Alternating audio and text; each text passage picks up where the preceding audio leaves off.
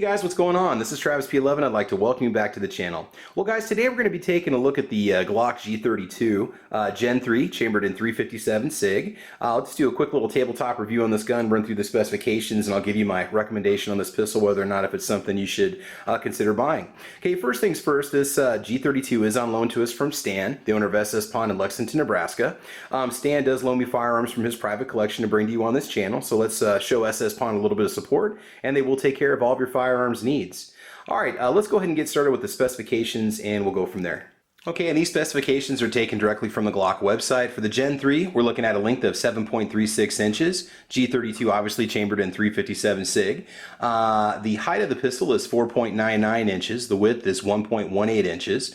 The barrel height is 1.26 inches. Length between your sights is 6.02 inches. The barrel length itself is 4.01 inches.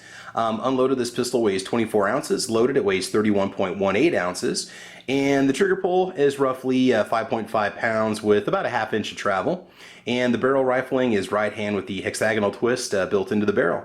Length of twist is 9.84 inches. And capacity is 13 rounds on the standard capacity with an optional 10 or 15. Now, if you're a fan of Glocks, those numbers might sound a little bit familiar to you because it is nearly identical to the Glock 19 in every way, shape, and form with the exception of the capacity. I believe your Glock 19 has a capacity of 15 standard, and the weight, the G32 weighs about a little over an ounce more. So before we start handling the firearm, let's go ahead and make sure that it is in fact unloaded, and it is. You can tell that the trigger's collapsed, but I'd like to check that anyway. Okay, your chamber is clear. All right, magazine is clear. Close it, and we'll go ahead and dry fire it. Now, let's talk about the action system on a Glock. Is it a single action? Is it a double action? You know, I don't really quote a lot of information on my channel from the internet, but I have found an awesome description of what a Glock trigger is. And this quote comes from Quora.com. Let me just read this to you real quick. If you have trouble understanding the concept of the single action or double action in the Glock, this is what you need to know. A Glock uses a hybrid action in which the internal striker is partially cocked by the movement of the slide. When the trigger is pulled, the first pressure completes the cocking action before the striker is released. This gives the Glock the safety of a self-cocking or double action pistol, but with the trigger pull which is only a bit heavier than a single action and is consistent for every shot. So it's almost like a hybrid single action, double action trigger. It's something that, you know, it might take a little bit of getting used to if you're not familiar with it, but it doesn't take long to get used to. Now I gotta be honest with you guys, when I took this thing to the range, I had a blast with it. I had a great time, which is funny because I had a decision to make a couple years ago. Do I want to go with the G19 or do I want to go with the G17? At the time, they both would have been Gen 4 models. I decided on the G17 simply because I thought that the Glock fit my hands better. Just in the store, I was holding on to it. What drove me nuts is I didn't feel like there was a comfortable place for me to rest my pinky, but I realized you just gotta simply rest it on the grip and you're good to go. Before I was like thinking I needed a little more of an extension on the bottom.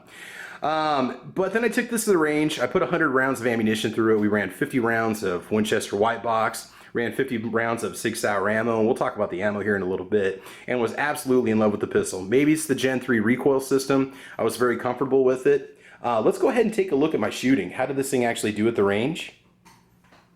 And if you guys look over here in the bottom left-hand corner, you see how I did with my target shooting. Now this is right out of the box, never firing this pistol other than just one magazine to make sure the thing was going to run. You know, up close and personal, I was running about a 2 to 3 inch group, which wasn't bad. It started to spread out and push further to the left as I backed up in distance. I went from 7, 10, 15, and 20 yards, if I'm not mistaken. 15 or 20 or 25, I'll have to go back and look at the video. Shooting some steel, I had a great time with it.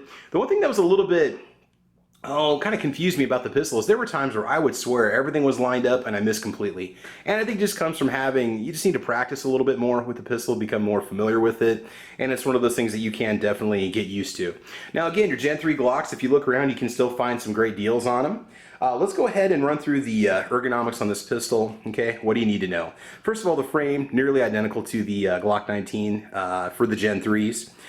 So starting at the top, you do have your serrations on the rear. There's none on the front. Press checks are not impossible, but if you have a lot of oil on the slide, it might be kind of hard for you to check if you're one of those people who likes to do that. Sights up on the top, you've got the traditional U sight on the back and the front white dot on the front. Very simple to get it aligned where you want it. They are polymer, and some guys don't like that. I know many times you can get these from the factory with your factory night sights, which, you know, those are fine too if you want to go that route. You do have an accessory rail up on the front. As for your slide stop, it is not ambidextrous, okay, nor is it reversible. Okay, there's one on this side, so this gun is more biased towards your right-handed shooters. Your magazine catch is not reversible either. So that was one of the things on the Gen 3s that you want to pay attention to. The Gen 4s, you were able to reverse your magazine catch. You don't have any additional grip panels you can put on the rear like you do on the Gen 4s. And also the texturing on the Gen 4s is different. It's more of a stippled, more of a dot style, whereas this is just kind of a smooth texture that's somewhat aggressive with some good checkering on the front and rear, the front of the grip, and then also the rear back strap. The trigger pull itself, if you fired one Glock, I'd hate to say you fired them all, but they're all very similar. This pistol had barely been fired before I'd taken it to the range, and so firing it, very simple. You have a little bit of travel, you hit the wall, brakes. Let's check the reset on that. Okay, about maybe a little over a quarter inch. It's really not that bad. You got the little blade safety there. Again, pull the trigger.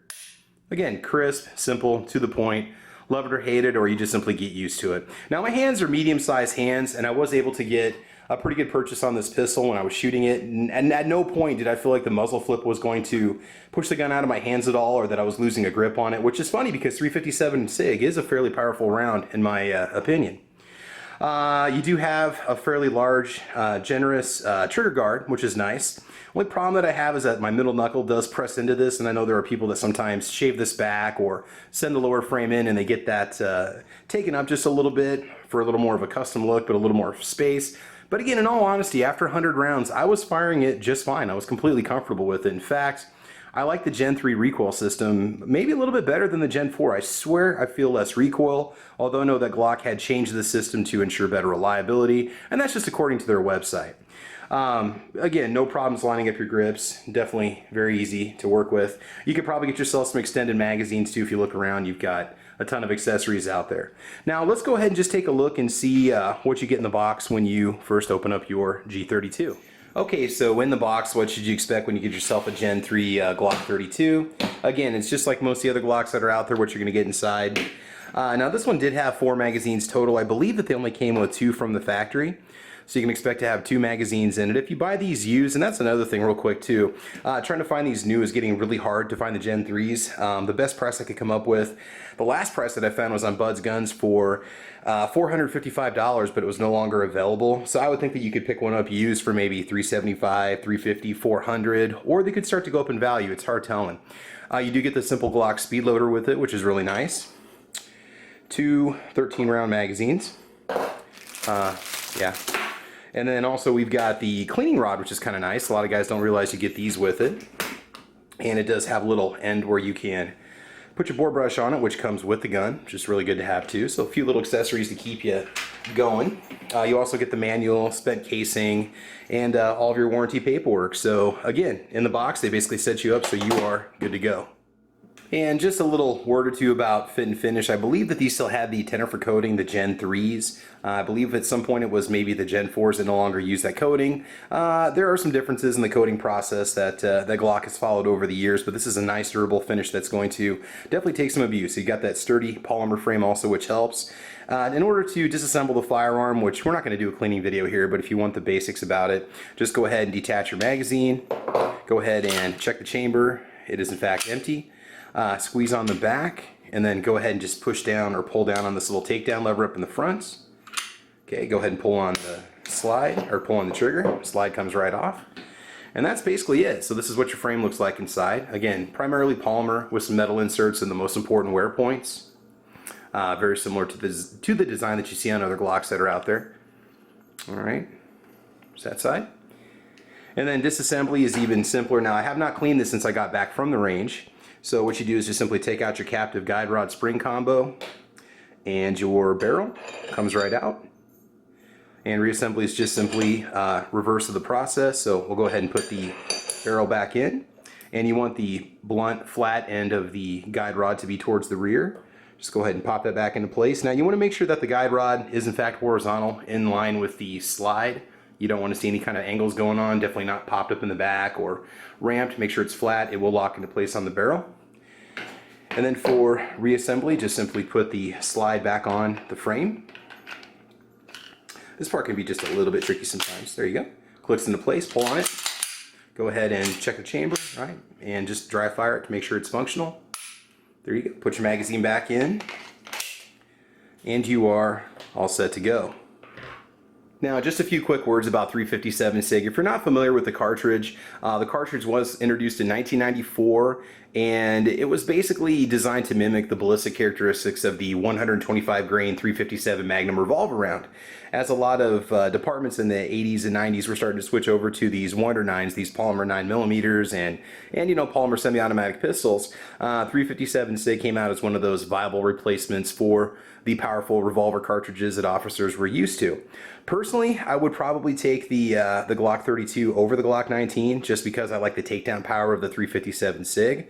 But now with that, there's going to be a few little trade-offs. Talking about ammo, the price of the ammo, what do you have to know? It's kind of funny. If you go to Walmart and get yourself a box of Winchester White Box, you're looking at about $28.99 as of May of 2018 here in Nebraska. If you go to Cabela's and go get yourself 357 SIG made by Sig Sauer, that ammo is only $24.99, and that's just the regular shelf price. So it is a little bit cheaper to get the actual SIG brand ammo, which you would think maybe it would cost a little bit more. I don't know, just me, just because Winchester does so much more bulk ammunition.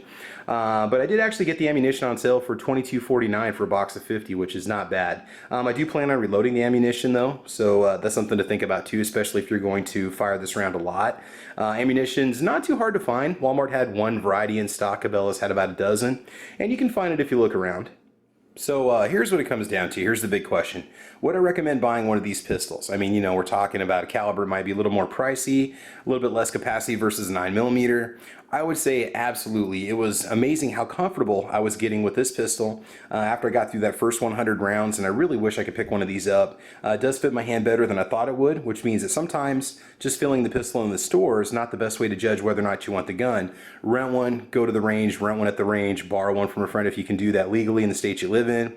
Take it to the range and have a good time and see if you like it, because it totally changed my opinion about these more compact locks versus the full size frames. I love it. I think it's awesome. I do feel that the caliber is adequate and it would be a great self-defense round. And again, this pistol has been adopted by several law enforcement agencies. Not quite so sure about the military. It might have a little bit of military use also. Don't know much about the history of the pistol itself, but I do highly recommend it. It's an awesome pistol. So Stan, up at SS Pawn, thank you so much for loaning me this pistol. We're going to get it cleaned up and we'll get it back to you as soon as we can. But in the meantime, guys, I want to thank you for watching today. This was my tabletop review of the Glock 32 Gen 3. Excellent pistol. Highly recommend you pick one up. Look around on the prices a little bit because you might be able to pick up a good deal on them with the Gen 4s and Gen 5s out now. Well, they've been out for a while, but you might start to see the prices drop off on these Gen 3s. So guys, that's it. If you like what you see, please like or subscribe. You can check me out on Facebook, Twitter, Instagram. I'm also on gunchannels.com. I've got a Saturday morning podcast over on gunchannels.com called The Caliber Corner, and that's on Monday morning at 8 a.m. Central Time. Do check it out. Done about 45 episodes so far, and we go for an hour or two just talking about guns. So guys, that's it. Thanks for joining us today, and I want you to have fun. I want you to be safe, and as you know, as always, we will talk to you soon. All right, guys, take care. Bye-bye.